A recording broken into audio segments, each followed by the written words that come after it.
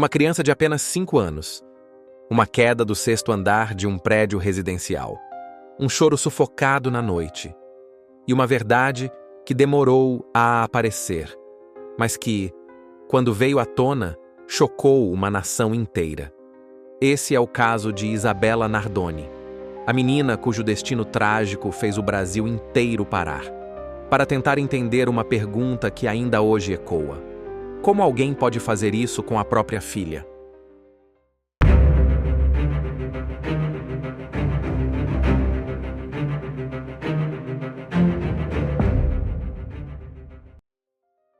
Antes de mergulharmos nos detalhes perturbadores deste caso que marcou profundamente a história criminal brasileira, se você se interessa por análises detalhadas de crimes reais que desafiam nossa compreensão da natureza humana, aproveite para deixar o seu like neste vídeo.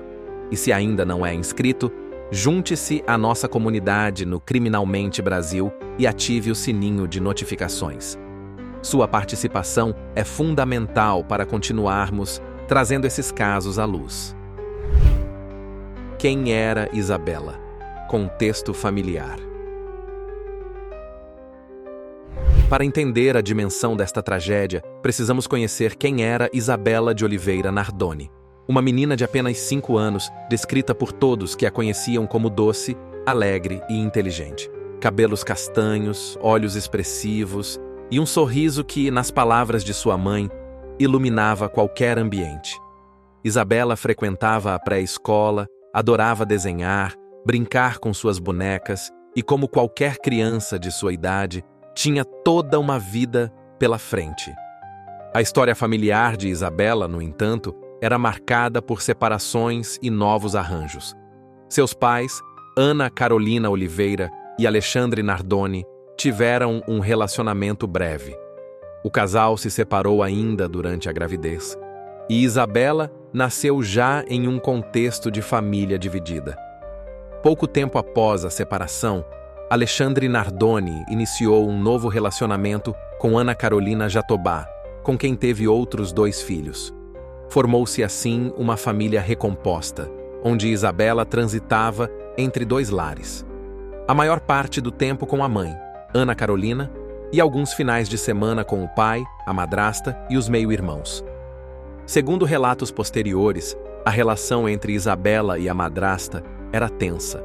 Amigos e familiares mencionaram episódios de ciúmes e impaciência de Ana Carolina Jatobá com a enteada.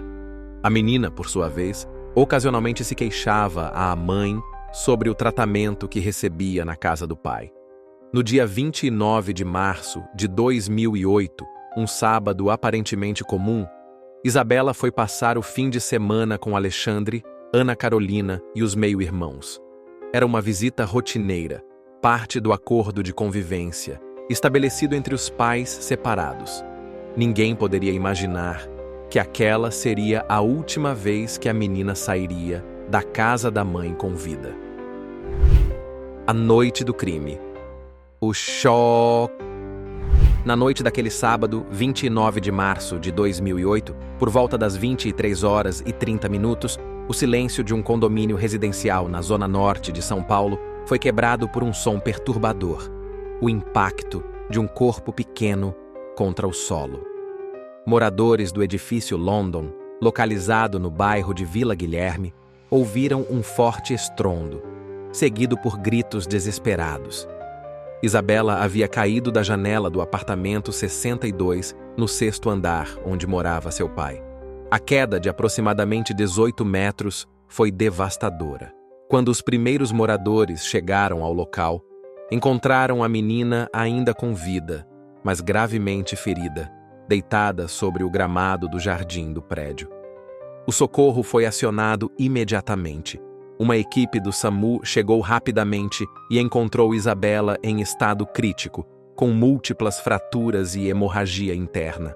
Ela foi levada às pressas para o Hospital Santana, mas, apesar dos esforços da equipe médica, morreu minutos depois de dar entrada na emergência. Enquanto isso, no apartamento, Alexandre Nardoni e Ana Carolina Jatobá apresentavam uma versão dos fatos que logo seria colocada em xeque. Segundo eles, haviam chegado ao prédio por volta das 23h20, com Isabela dormindo no banco traseiro do carro. Alexandre teria subido com a filha no colo, enquanto Ana Carolina ficou no veículo com os outros 2 filhos pequenos. Ao chegar ao apartamento, Alexandre disse ter colocado Isabela na cama e ido buscar o restante da família. Quando retornou, teria encontrado a luz do quarto acesa, a tela de proteção da janela cortada e a menina desaparecida. Ao olhar pela janela, viu o corpo da filha no jardim. A versão inicial do casal era clara. Alguém havia invadido o apartamento nos breves minutos em que Alexandre desceu para buscar a esposa e os outros filhos, cortado a tela de proteção da janela e jogado Isabela. Mas algo nessa história não fazia sentido. Não havia sinais de arrombamento. O prédio tinha segurança e câmeras. E, mais importante, as evidências físicas começavam a contar uma história muito diferente daquela narrada pelo pai e pela madrasta. A investigação. Evidências contraditórias. A investigação do caso Isabela Nardoni começou ainda na madrugada do crime. E desde as primeiras horas, os investigadores encontraram inconsistências graves na versão apresentada por Alexandre e Ana Carolina. A primeira e mais evidente contradição estava na tela de proteção da janela. Ela havia sido cortada, sim, mas a análise pericial revelou que o corte foi feito de dentro para fora, e não o contrário, como seria esperado em caso de invasão. Além disso, não havia qualquer sinal de arrombamento nas portas ou janelas do apartamento, nem registros de pessoas estranhas nas câmeras de segurança do prédio. Mas o que realmente mudou o rumo da investigação foram as evidências encontradas dentro do apartamento. Peritos do Instituto de Criminalística localizaram vestígios de sangue em vários pontos. No quarto onde Isabela supostamente dormia, no corredor e, mais significativamente, na área próxima à janela de onde ela caiu. A análise das manchas de sangue revelou um padrão de arrasto, sugerindo que a menina já estava ferida antes de ser jogada pela janela. Mais tarde, exames laboratoriais confirmariam que o sangue era de Isabela. O laudo necroscópico trouxe revelações ainda mais perturbadoras. Isabela apresentava lesões incompatíveis com uma simples queda. Havia marcas de agressão em seu corpo, hematomas em diferentes estágios de cicatrização e, o mais alarmante, sinais de asfixia mecânica. Os peritos concluíram que a menina já estava inconsciente, provavelmente devido à asfixia, antes de ser arremessada pela janela. A reconstrução do crime, baseada nas evidências forenses, apontava para um cenário macabro. Isabela teria sido agredida dentro do apartamento, possivelmente durante uma discussão ou um momento de fúria. Em seguida, foi asfixiada até perder a consciência. Por fim, para simular um acidente ou encobrir o crime, a tela de proteção foi cortada e a menina, ainda com vida, foi jogada pela janela. As impressões digitais encontradas na cena do crime, o DNA coletado nas manchas de sangue, as fibras de tecido e outros vestígios microscópicos formavam um mosaico de provas que apontavam diretamente para Alexandre Nardoni e Ana Carolina Jatobá como os responsáveis pela morte da criança. À medida que a investigação avançava, testemunhas começaram a surgir com relatos que corroboravam a tese da acusação. Moradores do prédio afirmaram ter ouvido gritos e discussões vindos do apartamento 62 pouco antes da queda. Outros disseram ter visto o casal agindo de forma estranha e fria após o ocorrido. O cerco se fechava. Os principais suspeitos pelo brutal assassinato de Isabela eram justamente aqueles que deveriam protegê-la: seu pai e sua madrasta. O julgamento. O casal no banco dos réus. Em março de 2010, quase exatamente 2 anos após o crime, Começou o julgamento de Alexandre Nardoni e Ana Carolina Jatobá. O caso, que já havia dominado o noticiário brasileiro por meses, voltou com força total aos holofotes. A cobertura midiática foi sem precedentes. Emissoras de TV transmitiram ao vivo do Fórum de Santana, em São Paulo. Jornais dedicaram páginas inteiras ao caso. O Brasil inteiro acompanhava cada detalhe, cada testemunho, cada argumento. O julgamento durou 5 dias intensos, durante os quais mais de 60 testemunhas foram ouvidas. A acusação, conduzida pelo promotor Francisco Cembranelli, apresentou um caso meticulosamente construído. Baseando-se nas evidências forenses, nos depoimentos de testemunhas e na reconstrução do crime, o Ministério Público pintou um quadro claro de culpabilidade. Segundo a acusação, o crime foi motivado por uma combinação tóxica de ciúmes e instabilidade emocional da madrasta, com a conivência e participação ativa do pai. Isabela, de acordo com relatos, frequentemente chorava e se queixava da relação difícil com Ana Carolina Jatobá. Naquela noite fatídica, segundo a tese da promotoria, a menina teria sido punida de forma brutal por esse comportamento.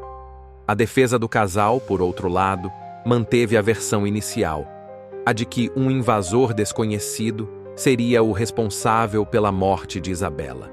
Os advogados tentaram apontar falhas na investigação, questionar a cadeia de custódia das provas e sugerir que o casal estava sendo vítima de um julgamento midiático, não jurídico.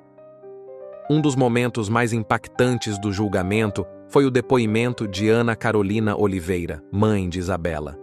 Com dignidade e dor visíveis, ela falou sobre a filha, sobre os últimos momentos que passaram juntas e sobre a busca por justiça. Sua presença constante no tribunal, sempre vestida de branco, tornou-se um símbolo da luta por justiça para Isabela. Após 5 dias de argumentos, provas e contraprovas, o caso foi entregue ao júri popular. A deliberação não foi longa. O veredito, anunciado em 27 de março de 2010, chocou, mas não surpreendeu. Alexandre Nardoni foi considerado culpado e condenado a 31 anos, 1 mês e 10 dias de prisão. Ana Carolina Jatobá recebeu uma pena de 26 anos e 8 meses. Ambos foram condenados por homicídio triplamente qualificado, por motivo torpe, com emprego de meio cruel e uso de recurso que impossibilitou a defesa da vítima, e fraude processual. A sentença foi recebida com uma mistura de alívio e tristeza. Justiça havia sido feita, mas nada traria Isabela de volta. O caso deixou cicatrizes profundas, não apenas na família da vítima, mas em toda a sociedade brasileira. Quando os monstros são de casa. O caso Isabela Nardoni transcende a esfera criminal. Ele se tornou um marco na consciência coletiva brasileira, um símbolo doloroso de como a violência pode se manifestar nos espaços que deveriam ser os mais seguros: o lar, a família, as relações de confiança e proteção. O que torna este caso particularmente perturbador é justamente o fato de que Isabela foi morta por pessoas que deveriam amá-la e protegê-la acima de tudo. Seu pai, Alexandre, aquele que deveria ser seu guardião, seu porto seguro, e sua madrasta, Ana Carolina, que, ao se unir ao pai da menina, assumiu também uma responsabilidade moral sobre seu bem-estar. Isabela não teve chance de defesa. Não houve luta. Não houve possibilidade de escape. Uma criança de 5 anos, confiante na proteção dos adultos que a cercavam, foi traída da forma mais brutal possível. Primeiro veio a agressão física, depois a asfixia que a deixou inconsciente e, por fim, a queda que encerrou sua curta vida. Um silêncio, seguido de uma queda, e então o vazio que sua ausência deixou. Este caso nos força a confrontar uma realidade incômoda. Às vezes, o perigo não vem de estranhos ou de ameaças externas, mas daqueles mais próximos, daqueles em quem confiamos. Ele nos lembra que a violência doméstica e familiar tem muitas faces, e que crianças são frequentemente suas vítimas mais vulneráveis e silenciosas. O assassinato de Isabela também expôs as complexidades e tensões que podem surgir em famílias recompostas. Ciúmes, ressentimentos, disputas por atenção e afeto, sentimentos humanos que, quando não administrados de forma saudável, podem escalar para consequências trágicas. Mais de uma década se passou desde aquela noite de março de 2008. Alexandre Nardoni e Ana Carolina Jatobá cumprem suas penas, ocasionalmente aparecendo nas notícias quando recebem algum benefício penitenciário. Ana Carolina Oliveira, a mãe de Isabela, transformou sua dor em ativismo, lutando por justiça para outras crianças vítimas de violência. Isabela, seu nome e sua história permanecem vivos na memória coletiva. Seu caso mudou a forma como a sociedade brasileira enxerga e discute a violência contra crianças.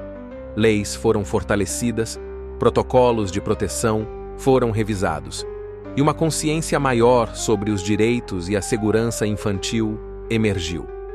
Mas nada disso traz de volta a menina de sorriso luminoso que tinha toda uma vida pela frente. O caso Isabela Nardoni nos lembra, de forma dolorosa e permanente, que quando os monstros são de casa, as cicatrizes que deixam são ainda mais profundas e duradouras. E você? O que pensa sobre este caso que marcou tão profundamente o Brasil? Acredita que houve algo mais nessa história que nunca veio à tona? Que houve arrependimento por parte dos condenados ou apenas a frieza que caracterizou todo o crime e a tentativa de acobertá-lo? Deixe sua opinião aqui nos comentários. Queremos saber o que você pensa sobre este caso e sobre como a justiça foi aplicada. Compartilhe este vídeo para que mais pessoas conheçam os detalhes desta história trágica e reflitam sobre a importância de proteger nossas crianças, especialmente dentro de seus próprios lares.